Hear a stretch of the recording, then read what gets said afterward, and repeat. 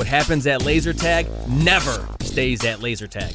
Laser unfocused tag talk. Laser unfocused tag talk. I feel like you could be like in Ghostbusters or something. Oh my God, you have got some stories. Let's talk about laser tag. Who knew you were a laser tag legend? Time to get laser unfocused. Tag talk with Tivia. Welcome to Laser Unfocused Tag Talk. Hi, I'm Tivia.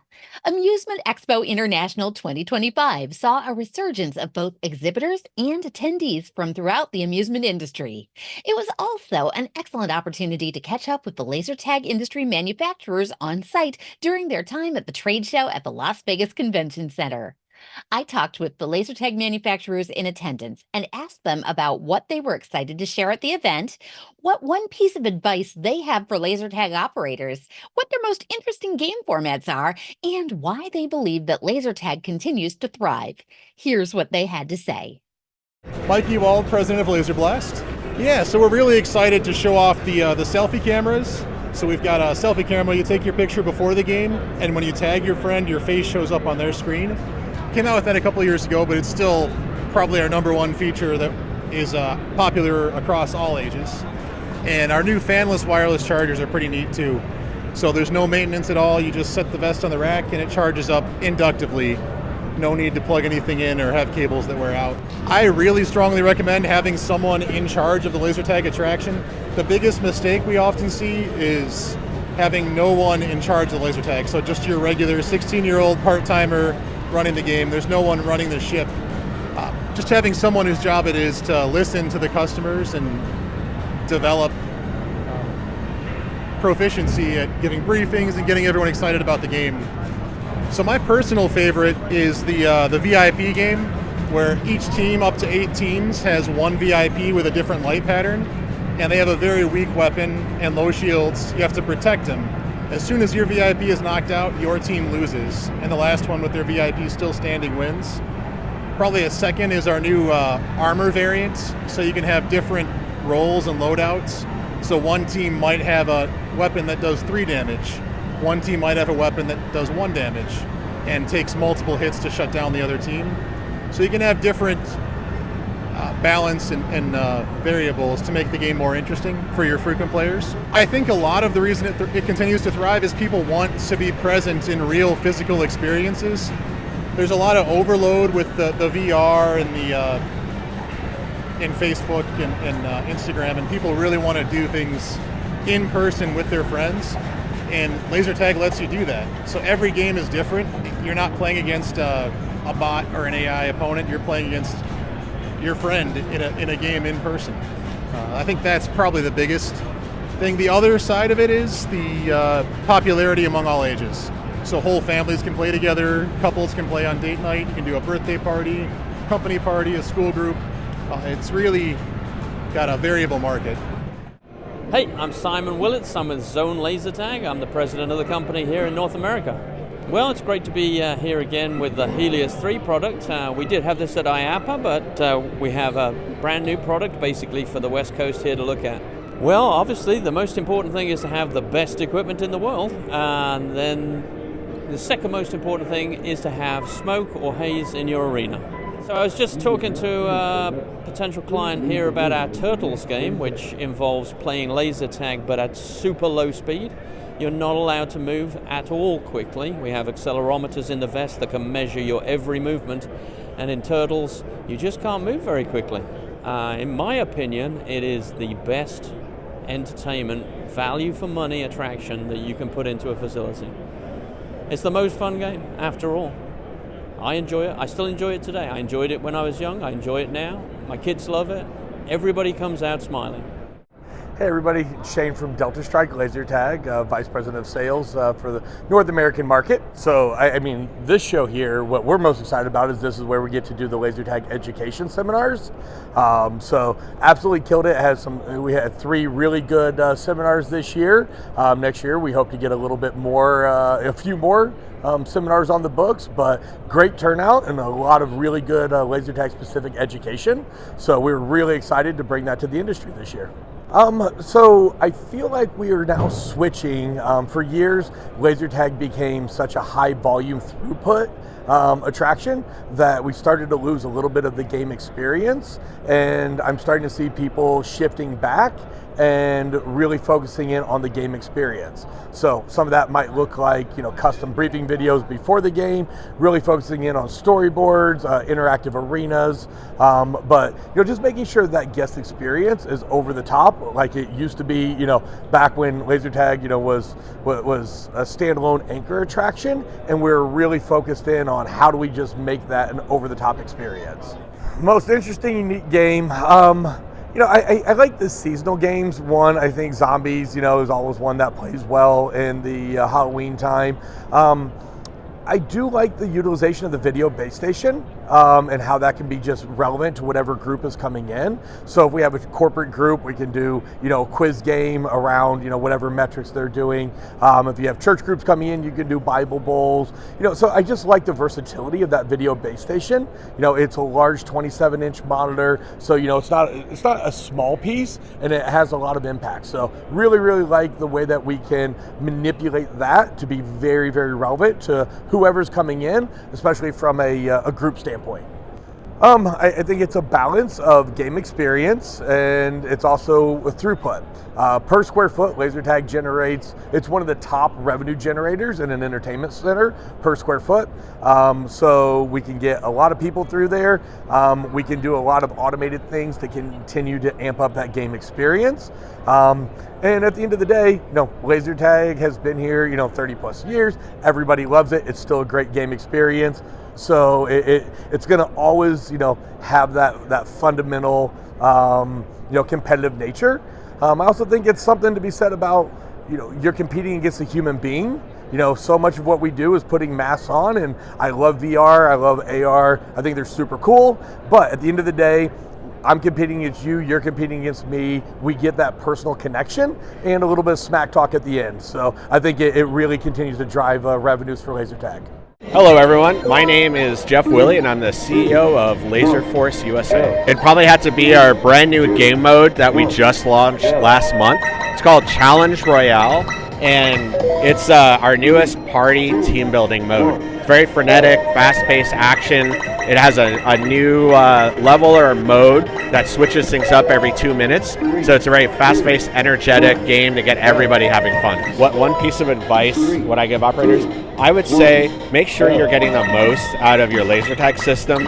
Utilize the different game types, utilize all the features that makes your system exciting, and that really generates repeat play for your operators. Awesome. I'm going to go on record and say that this is definitely not the one I recommend running on Saturdays, but I would say the most unique game mode we have is something called Wabbit Season.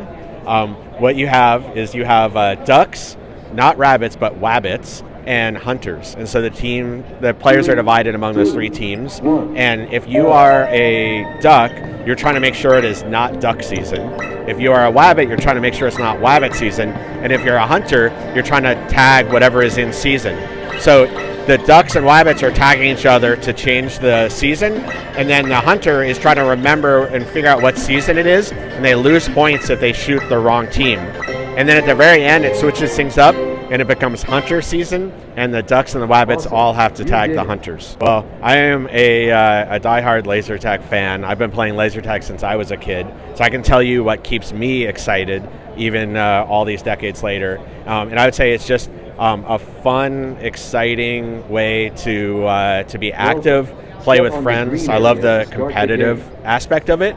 I love the fact that you can go in, and whether your game mode is 5 minutes long or 20 minutes long, it's a little mini competition that resets itself. And so even though the modes can change and everything like that, it's still just that classic game that everybody loves. I am Brian Skalski. I'm the Director of Sales at Battle Company. Well, I don't have it physically here, but since IAPA, we've had a lot of interest in our new laser tag unit, the Nova. It's our circular unit. If you saw it at IAPA, we continue to develop that. We're getting that ready for sale, hopefully in early summer is what we're shooting on for that. So the Nova will be our next unit coming out. We're excited to kind of get that ready and rolling. Like I said, early summer is when we're looking to debut it. I would say maybe don't overthink building your arena. Don't overthink your gameplay. I think giving diverse gameplay, we keep most of our laser tag sessions about 5 to 6 minutes to keep it fresh. And with our laser, we always say, like, anything that's going to block a flashlight's going to, it'll block our IR laser. So you don't need an extravagant build. You can use, things you're going to find around 50-gallon drums, all that stuff. Don't overthink your arena. I think a lot of people overthink their arena and spend a lot more than I think maybe they should. So we have such a diverse software. When I play, I think we normally go from like team deathmatch to team snipers to domination, king of the hill. I've heard one of the gameplays I always heard that a customer built. It was called team crossbows. So you get one arrow in your crossbow. You hold down the trigger. It releases that arrow. If you hit somebody, they're gone. But then you have to find a utility box and you have to hold the button down to get another arrow in your quill. So it creates some really cool conversational pieces at the end. I know a customer made that game. So Team Crossbows is probably one of the more interesting games I've seen. But we have 35 games in our system, and people continue to with our edge game action to really create I don't want to say limitless, but almost limitless possibilities of gameplay out there. I think if you look at the video game industry, that's kind of where we come from. We say modern laser tag is representing what video games are out there. So Call of Duty and Fortnite and Halo and all these FPS games, they're going to continue to grow. And as they grow, I understand that laser tag back in the 80s, 90s, it was glow-in-the-dark smoke machines, right? That's what I played. That's what got me excited in laser tag. And laser tag is going to keep evolving. And as we say, it's modern laser tag. As video games evolve, that's a growing, a growing industry. I think we're going to see laser tag grow right along with it. Every time you put a laser tag gun in somebody's hands, whether it's a 4-year-old or a 40-year-old, they always get excited. And laser tag's a staple. My name is Natalie. I'm head of sales at Netronics, and I'm here with my team at the Amusement Expo in Las Vegas. Yeah, I would like to share the Supernova device that we have for laser tag. It's actually not brand new, but I figured I would like to show it to you. So here we would play something like Counter-Strike scenario, where two teams will be having a different aim, like goal of the game. One team has to activate the device, another team has to deactivate the device. And what is interesting is that it works on the platform only. So when it's installed on the platform, you can interact with it, and you can have different platforms over the field, all over the field. So you can replace the device and interact with it. I would like to share a small tip for laser tag operators. This tip is called do your marketing job, because I see a lot of guys who have great equipment, great location, they have lots of ideas, but they do not market well their business, and they do not thrive as much as they wanted to. So we usually help customers with that. Like, we do promotional tools, we supply with banners, flyers, price lists and such. So we do as much as we can to help our customers, but we cannot do all the whole job itself, right? So I advise doing Facebook marketing, Google, lots of different things to make your customers know about you and come to your place. I would say Battle Royale is very interesting. It's kind of international and very famous.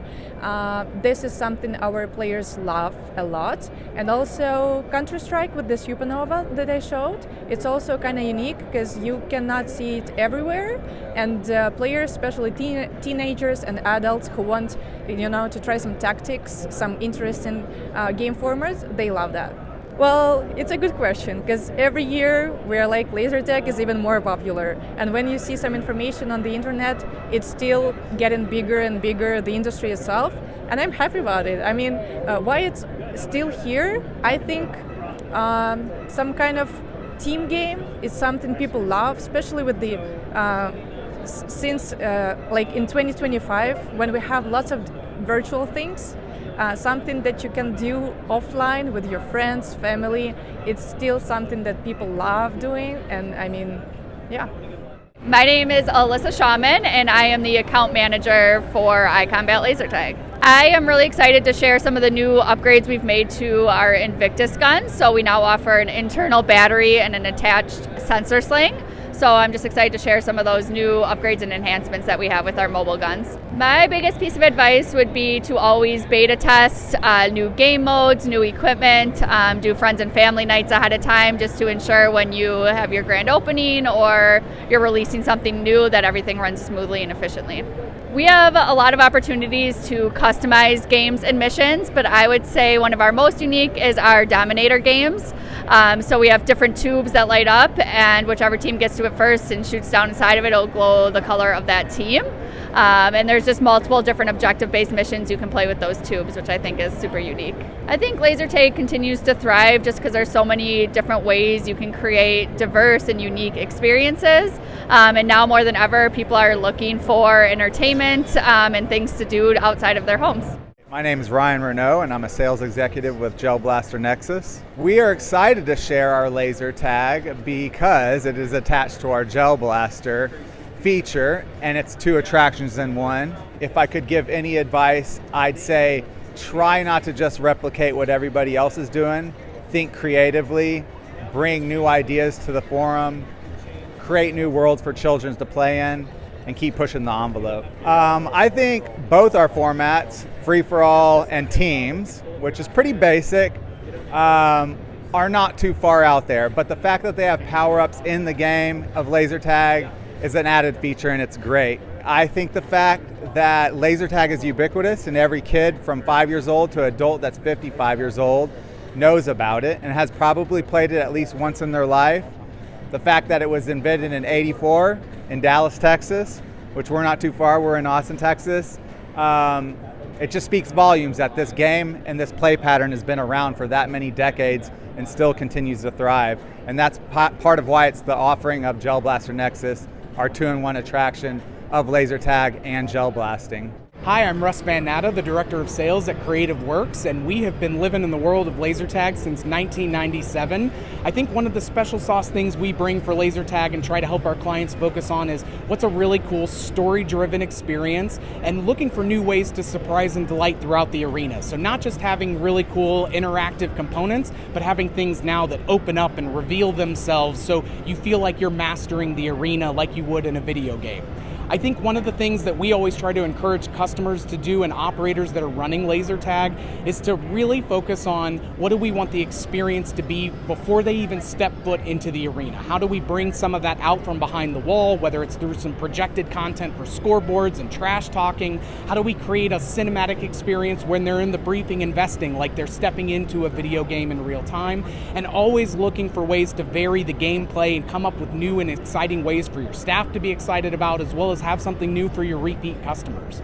And I think one of the big things of, laser tag obviously now celebrating its 41st year, it is one of those, the hot word these days is social competition. And laser tag has had that in spades for a very long time and continues to do it. But very few things can do the throughput and the capacity while delivering a really memorable experience all at the same time. And laser tag is so fabulous about that. I'm Larry Kirshner from BlacklightAttractions.com from St. Louis, Missouri. Better, more immersive themed laser tag. If you think about traditional laser tag, they try to build them 5,000, 8,000 square feet. And as everything goes indoors, it's like harder to find the space.